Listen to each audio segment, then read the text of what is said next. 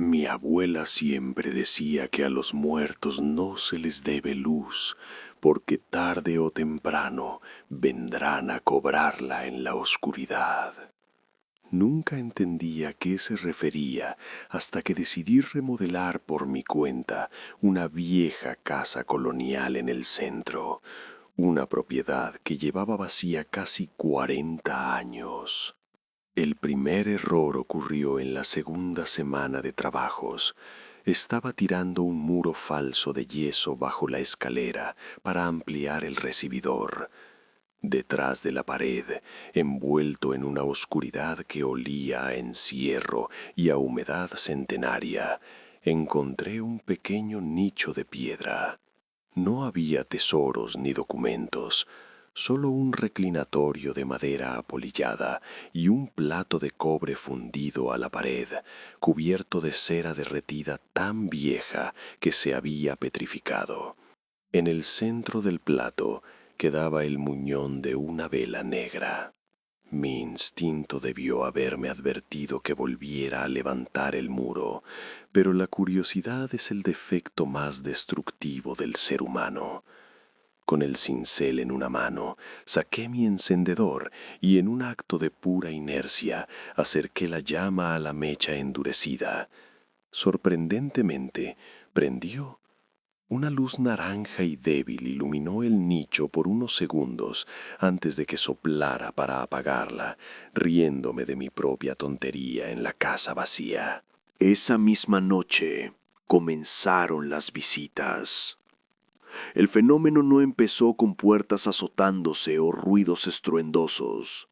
El terror real rara vez anuncia su llegada con estridencias.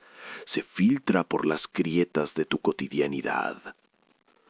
Desperté a las 3:15 de la madrugada por un cambio brutal en la temperatura de mi habitación. El aire estaba tan frío que doía respirar, pero lo que me quitó el sueño por completo fue el olor. No era el polvo de la remodelación, era un aroma denso, dulzón y asfixiante, incienso de iglesia y cera quemada. Me senté en la cama, afinando el oído. La casa estaba en silencio, pero era un silencio presurizado, como si hubiera decenas de personas conteniendo la respiración al mismo tiempo en la planta baja. A la mañana siguiente racionalicé el evento. Atribuí el frío a las ventanas sin sellar y el olor a alguna iglesia cercana preparándose para las festividades. Sin embargo, al bajar a continuar trabajando, encontré algo en la duela del pasillo que detuvo mi corazón. Frente a la escalera, justo donde había descubierto el nicho el día anterior, había 2 marcas negras en el suelo. Me arrodillé para examinarlas. Eran manchas de hollín y ceniza, perfectamente simétricas, separadas por unos 15 centímetros. Tenían la forma y el tamaño exactos de un par de rodillas humanas. Alguien o algo se había arrodillado frente al muro durante la noche. Limpié las marcas con un trapo húmedo, sintiendo un nudo de ansiedad en el estómago. Me dije que probablemente eran manchas de mis propias botas de trabajo, aunque sabía que la forma era inconfundible. Pasaron 3 días. Continué lijando, pintando y reparando, intentando ahogar la creciente sensación de incomodidad con el ruido de las herramientas. Pero la atmósfera de la casa había cambiado. El aire se sentía espeso, como caminar bajo el agua. Comencé a notar pequeños detalles que desafiaban la lógica espacial. Las sombras proyectadas por los muebles no coincidían con el ángulo de la luz de las ventanas. A veces, al pasar frente a un espejo, la imagen de la habitación reflejada parecía tener una profundidad distinta, como si la casa en el cristal fuera más grande y estuviera poblada de bultos inmóviles. El jueves por la noche, el olor a cera quemada volvió. Esta vez fue tan fuerte que me despertó tosiendo. Eran las 3:33 a.m. Me levanté despacio, tomando una linterna pesada de mi caja de herramientas. Salí al pasillo del segundo piso y apunté el haz de luz hacia las escaleras. No había nada, pero el silencio había sido reemplazado por un murmullo. Era un sonido bajo, constante, como el roce de hojas secas arrastradas por el viento, o como decenas de voces susurrando al unísono una letanía en un idioma que no lograba comprender. Bajé los escalones lentamente. Cada crujido de la madera parecía amplificarse en la oscuridad. Al llegar al último escalón, apunté la linterna hacia el nicho debajo de la escalera. El haz de luz reveló una figura. Era una silueta encorvada, cubierta con lo que parecía un manto raído y oscuro. Estaba arrodillada exactamente donde yo había limpiado las marcas de ceniza, dándome la espalda, de cara al nicho vacío. No era un cuerpo sólido. Los bordes de la figura parecían difuminarse y vibrar ligeramente, como el calor que emana del asfalto en verano. Retrocedí un paso. La tabla crujió bajo mi peso. El murmullo se detuvo de golpe. La figura no se giró para mirarme, pero supe, con una certeza absoluta y aterradora, que su atención estaba fijada en mí. Sentí una presión en el pecho, una tristeza tan profunda y antigua que me obligó a soltar la linterna y llevarme las manos al rostro. No era mi tristeza. Era la desesperación pura de una entidad que lleva siglos atrapada en la transición, mendigando un alivio que le fue negado. Corrí a mi habitación, cerré con seguro y pasé el resto de la noche sentado en el suelo, escuchando cómo el murmullo regresaba, esta vez un poco más fuerte, un poco más cerca.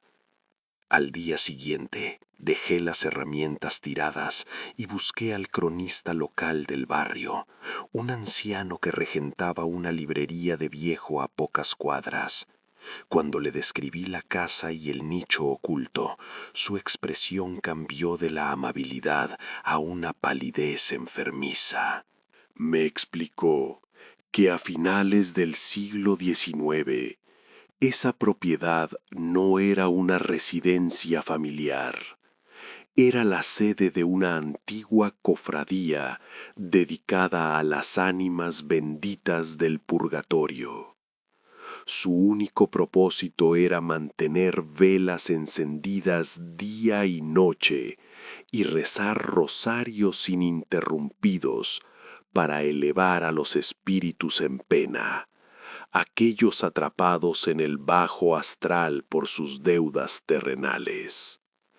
Las ánimas no son demonios, me dijo el anciano, bajando la voz como si temiera ser escuchado.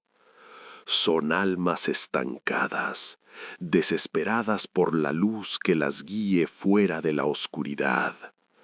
La cofradía les prometió esa luz. Durante décadas, esas entidades acudieron a esa casa a recibir su ofrenda. Pero en la época de la Revolución, los cofrades fueron asesinados o huyeron. Las oraciones se detuvieron. La casa quedó a oscuras. Tragué saliva, recordando la vela negra que había encendido. Y si alguien, digamos, encendiera una vela en ese nicho después de tanto tiempo, ¿qué pasaría? Pregunté con la garganta seca. El anciano me miró fijamente. Para un hambriento que lleva 100 años sin comer, encender un fósforo es como tocar la campana del comedor. Has reabierto la oficina, muchacho. Al darles luz, les has hecho una promesa. Creen que el nuevo cofrade ha llegado para pagar la deuda.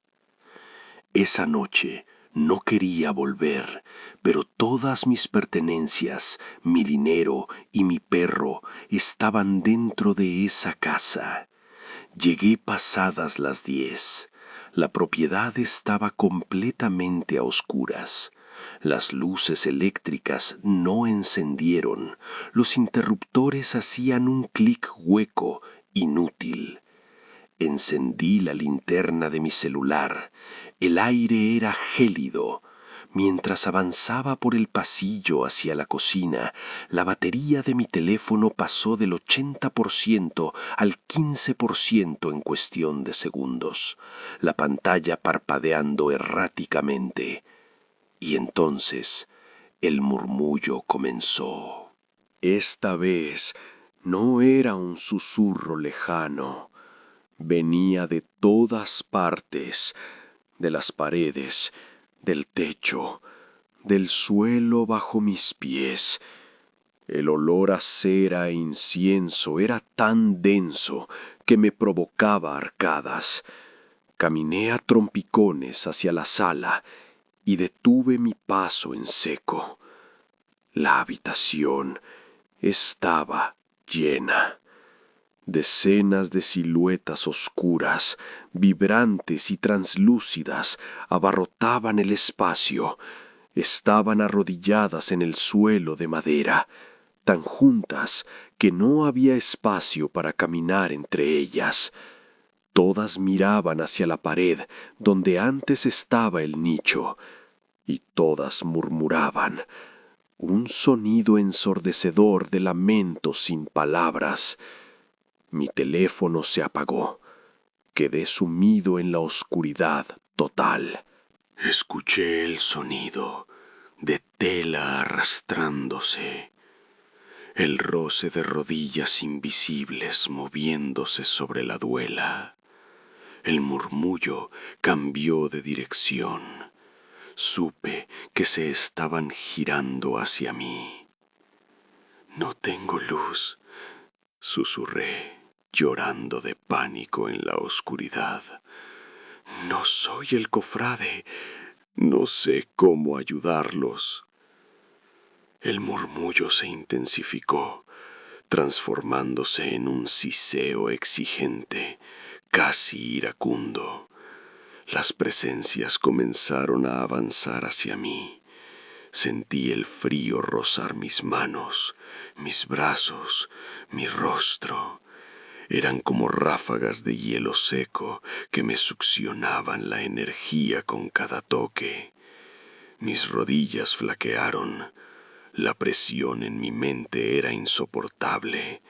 Podía sentir su angustia, su dolor, su condena interminable inyectándose directamente en mi cerebro. A gatas me arrastré hacia la puerta principal. Las siluetas no me atacaban físicamente, pero su necesidad me asfixiaba. Se aglomeraban a mi alrededor, pesadas, oprimiendo mi pecho. Logré alcanzar el pomo de la puerta, lo giré y caí a la acera de la calle, bajo la reconfortante y solitaria luz del alumbrado público. Me quedé allí tirado, jadeando, viendo cómo el vapor de mi propia respiración se disipaba en la noche. Logré vender la casa hace 3 meses a un fondo de inversión extranjero que planea hacer apartamentos de lujo. Firmé los papeles sin mirar atrás, asumiendo una pérdida económica enorme con tal de no volver a pisar esa calle. Intento seguir con mi vida. Intento convencerme de que el problema se quedó entre esas paredes coloniales, pero las ánimas no están atadas a la madera o a la piedra, están atadas a la promesa. Ayer hubo un corte de energía en mi nuevo departamento. Busqué a tientas en el cajón de la cocina y encendí una pequeña vela de emergencia. La coloqué sobre la mesa y me senté a esperar a que volviera la luz. A los pocos minutos, la llama comenzó a parpadear violentamente, aunque no había ventanas abiertas. El aire a mi alrededor se volvió helado, y entonces, justo frente a mí, en el suelo de cerámica de mi cocina moderna, aparecieron dos manchas negras de aceña. Lentamente, como si alguien invisible acabara de arrodillarse al otro lado de la mesa. Cerré los ojos, escuchando el roce de la tela contra el suelo, seguido por el tenue y familiar susurro que ahora me persigue en cada rincón oscuro. La oficina, al parecer, nunca cierra.